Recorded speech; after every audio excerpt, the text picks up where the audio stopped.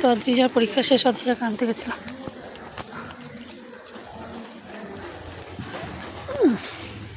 টাকা অদ্রিজা কেমন হলো? টাকা চল পুদিনা পাতা মনে হয় দেয়নি, তাই না? বললে মনে হয় দেয়, কিন্তু এটাই দেয়নি, কিন্তু খেতে ভালো লাগছিল বেশ। তো অদ্রিজার পরীক্ষা শেষ হলো, এখন আনতে গেছিলাম, এখনও রান্না কমপ্লিট হয়নি। আর যে রোদ, বাপরে, আখের রস খেলাম আমরা।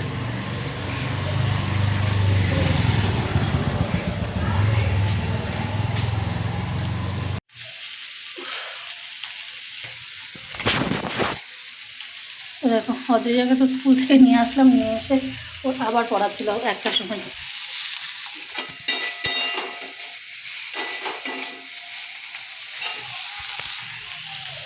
কী হচ্ছে ফোনটা?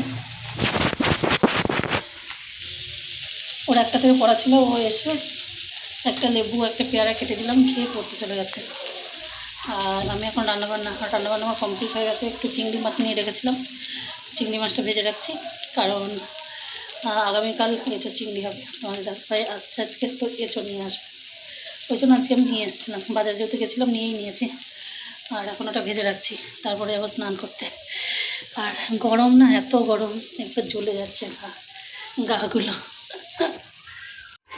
তো বন্ধুরা দেখো, রান্না টান্না করে সকালেও একবার স্নান করেছি, আমি স্নান টান করে বাজার করে এসেছি।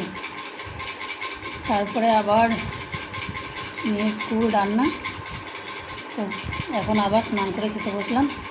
আর আজকে তো কলমি শাক রান্না করেছি, আর কলমি শাক আমাদের খুব প্রিয়, আমার মেয়ে খাওয়া হয়ে গেছে এই যে পাত করে। আর আজকে করেছি আলু দিয়ে ঢ্যাঁড়স দিয়ে মাছের ঝোল, আর এই যে গাজর সিদ্ধ ভাত। তো চলো এখন খাওয়া যাক। এই যে কলমি শাক শুরু হলো, এখন প্রায় দিন আমাদের পাতে কলমি শাক থাকবে, কারণ কলমি শাক আমরা খুব পছন্দও করি। আর এই সময়টা, এই যে বর্ষা সিজন আসতে আস্তে আস্তে, এখন এই গ্রীষ্মকাল বর্ষাকাল পর্যন্ত কলমি শাক, তারপরে কুলেখাড়া শাক, এগুলো বাজারে খুব আমদানি হয়। তো এই শুরু হলো, এখন কলমি শাক, কুলেখাড়া শাক এইসব মিশিয়ে এখন হতেই থাকবে প্রায় দিন।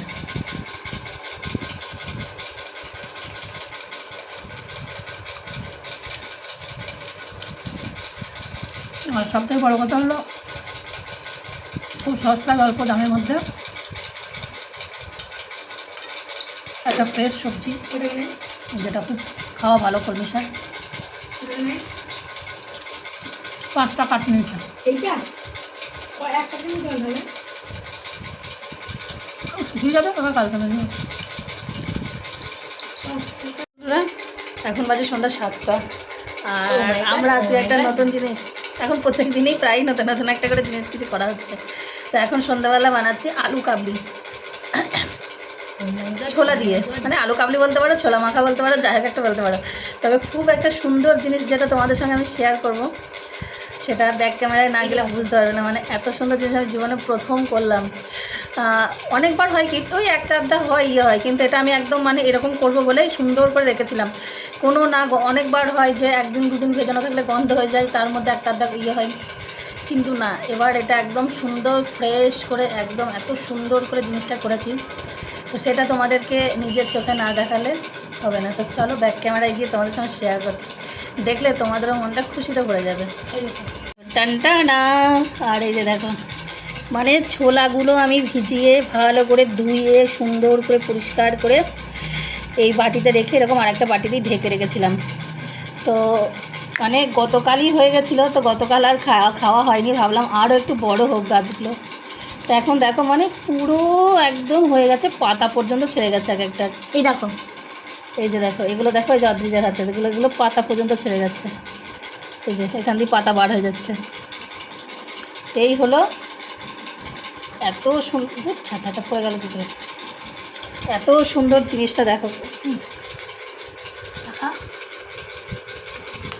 তো এই যে দেখো, এটা দেখে তো আমরা ভীষণ খুশি, অদ্রিজা খুব খুশি। আর মানে সত্যি খুব ভালো লাগছে যে এত বড় বড় অঙ্কুর হয়েছে। মানে পুরো মাটিতে থাকলে তো পাতা ছেড়েই যেত, কারণ এরা যদি মাটি পেতো না, তাহলে এই যে মূলটা চলে যেত আর পাতাটা কিন্তু ছেড়েই যেত, এত বড় হয়ে গেছে, ছেড়ে যেত। এরপরে কিন্তু যদি এরকম শুকনো অবস্থায় থাকে, এই যে দেখো পাতা ছেড়ে গেছে, এই যে এই দেখো পাতা ছেড়ে গেছে, এই যে এবার এরা মাটিটা পাচ্ছে না, তো এইভাবে কিন্তু এরপরে যদি একদিন থাকে তাহলে কিন্তু আবার এগুলো শুকিয়ে যাবে মূলগুলো। তো চলো এটাই আজকে মাখা করবো আমরা। এই যে আলু সিদ্ধ করে কুচু করে নিয়েছি, পেঁয়াজ লঙ্কা নিয়েছি। ওফ কি লাগছে, এই যে দেখো পাতা ছেড়ে যাচ্ছে, এই দেখো পাতা। সেই দই বড়া করা হয়, তো দই বড়ার জন্য ভাজা মশলা করা ছিল, এটা একটু দিয়ে দিই। আর এই যে বিট লবণ দিয়ে দিলাম, গোলমরিচের গুঁড়ো, আচার। নিয়ে আয় তো প্যাকেটটা, ঝাল লাগবে। আর এই যে নিয়ে নিয়েছি পাতিলেবু।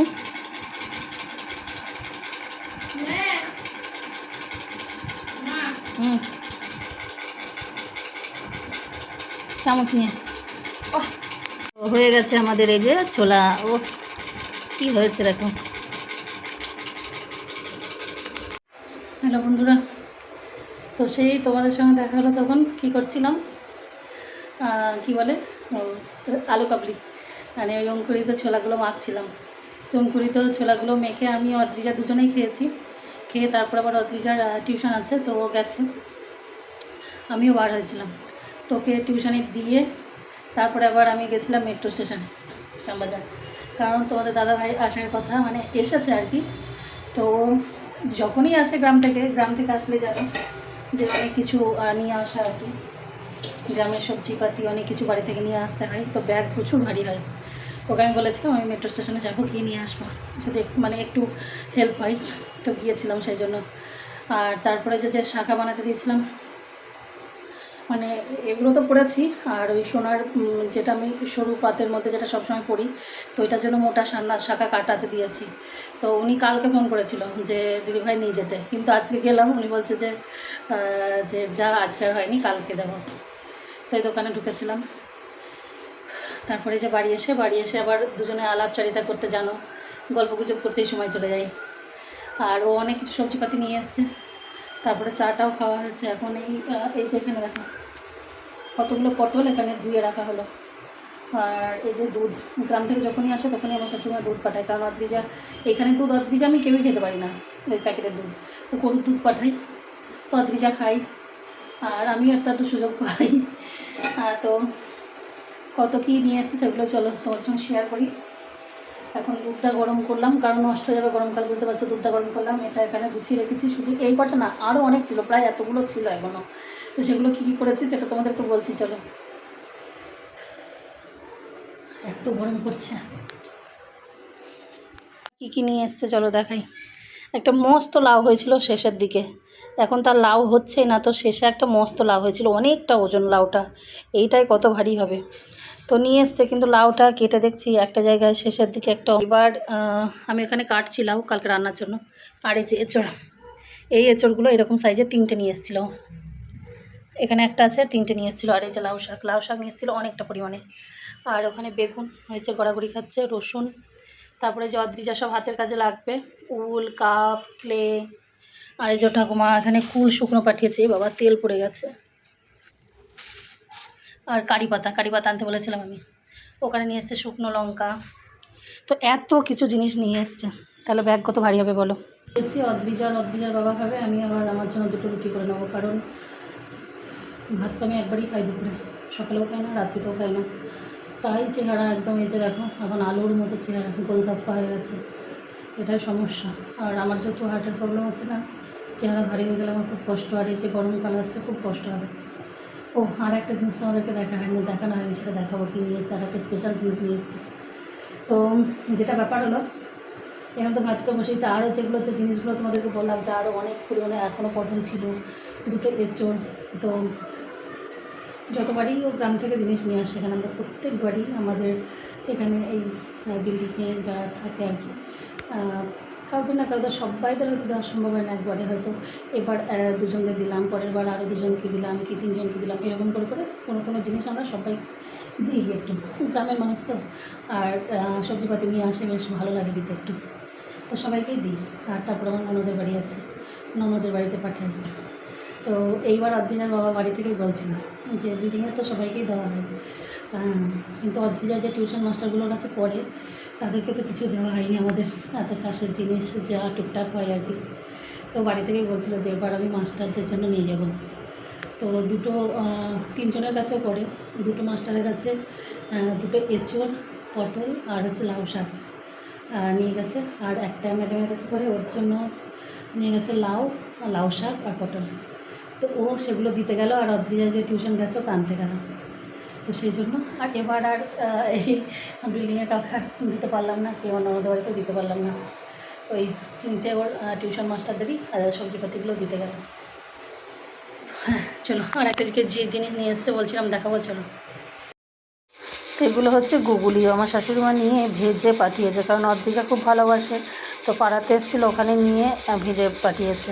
তো যাই হোক, এই গুগলি দিয়ে রাত্রিতে তরকারি বানালাম আর ভাত। তো তারপর আমরা রাত্রিতে খাওয়া দাওয়া করেছি, আর সেসব আর কিছু শেয়ার করা হয়নি।